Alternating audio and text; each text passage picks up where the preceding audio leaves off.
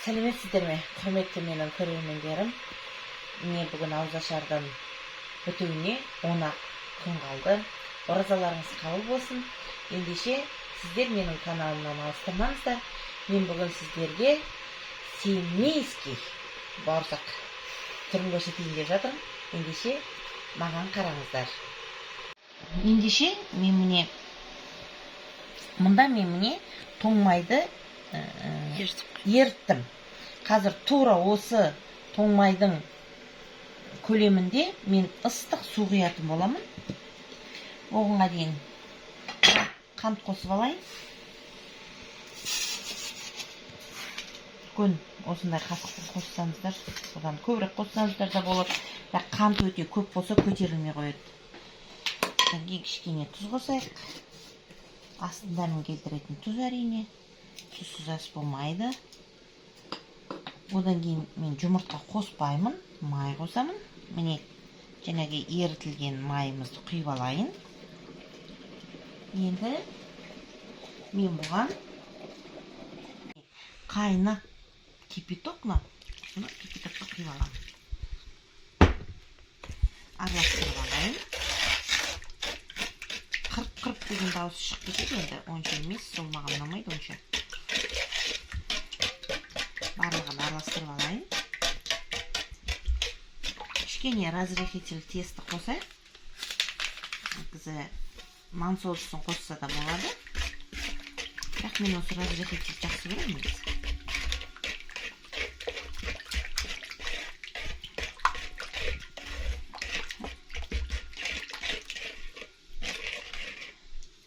Ұнымызды салып алайық.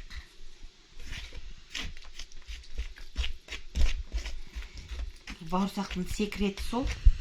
Қанша май қостық, сонша қайнап тұрған ыстық су қосуымыз керек. Мен қамырымды екіге бөлдім. Қазір енді суық жерге тындыруға жіберемін.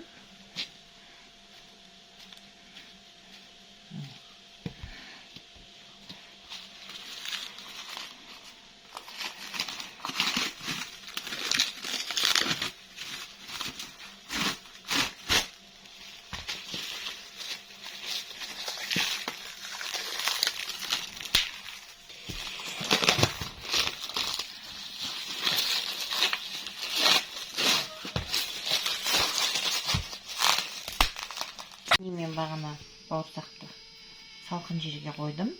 Өте қатты болып қатты. Бұл қаттысы жақсы. Енді жайып алайын.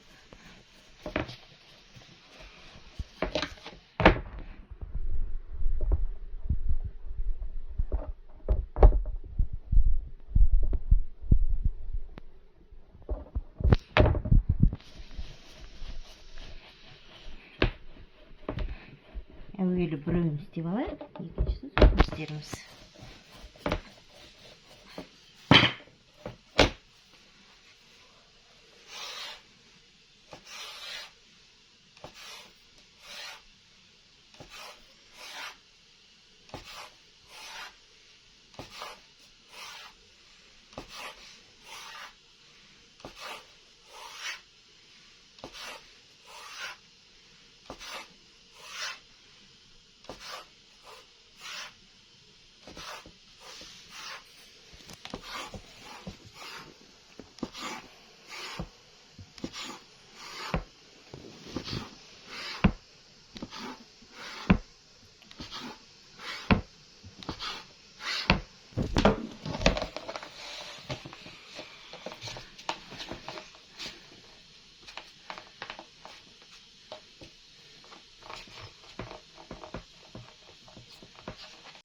Бәрі тәртіппен тұру керек деп па? Тәртіпке бағынған құл болмас деп Бауыржан Момышұлы айта ма? Айтқан ғой атамыз. Бәрі тәртіппен тұру керек. Міне енді біз кесе бастаймыз. Тақтайшамызды былай қойып алайық.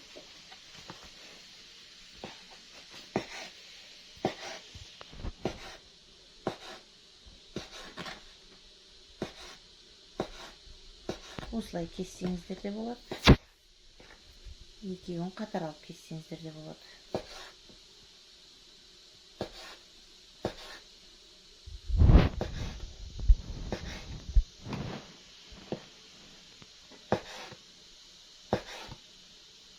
Үшеуін қатар алып кесейін бе тоже? Мама екеу кесе берші.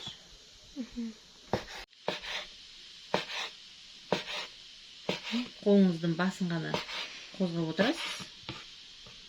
Мен үшеу қойын десем, балам маған күліп тұр. Мама екеумен істей берші деп.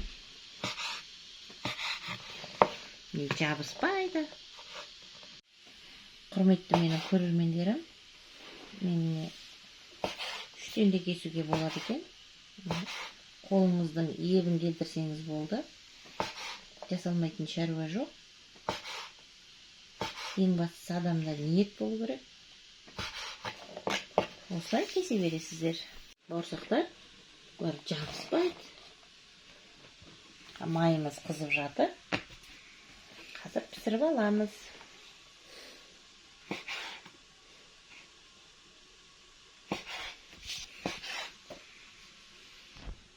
Үш саусақпен жұмыс жасау керек. Айландырып отырып.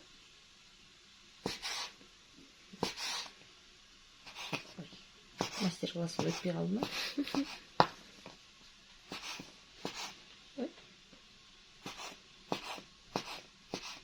Саусақтарымыз. Майымыз қызып қалды. Мен мөлшерлеп осыншама істейтін шығар. Мынаны міне бүйтіп қойып дочаны. Мынау может біреу, может екеуі. Мен мына және үш бауырсақ салып қойып едім, ол үшеуін аламын. Bismillahirrahmanirrahim.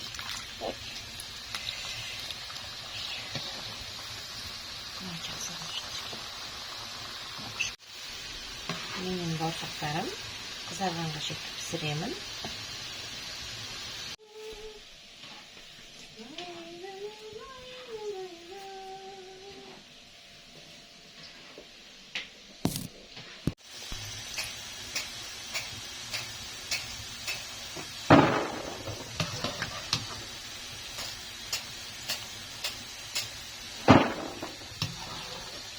Менің көрермендерім, мен ши бауырсақтарым, домалақ бауырсақтарым керемет дәмді болды.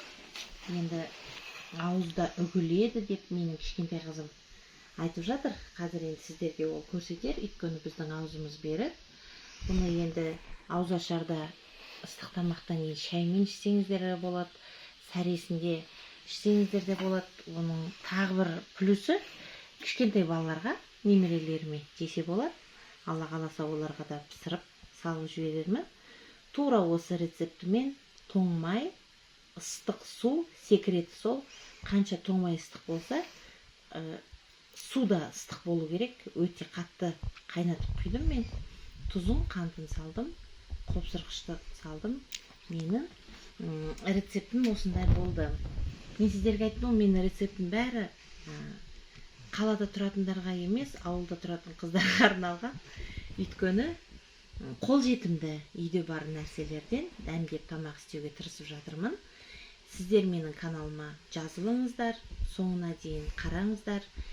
Мен сіздермен біргемін, сіздермен бірге болыңыздар. Оразаларыңыз қабыл болсын. Менің каналыма бір ғана қоңыраушаны басып, маған кереметтей көңіл күй сыйлайтындарыңызды ұмытпаңыздар. Әр қазағым жалғызым, бір қазақты қасиетті Рамазан айында қолдап жүрсеңіздер, алғысым шексіз.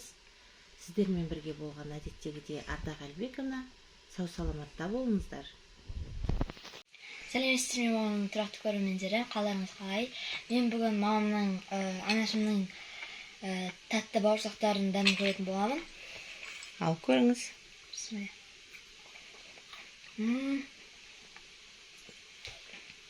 Өте дәм шыққан, тұзы дәл келіпті, ауызда еритін, жұп-жұмсақ.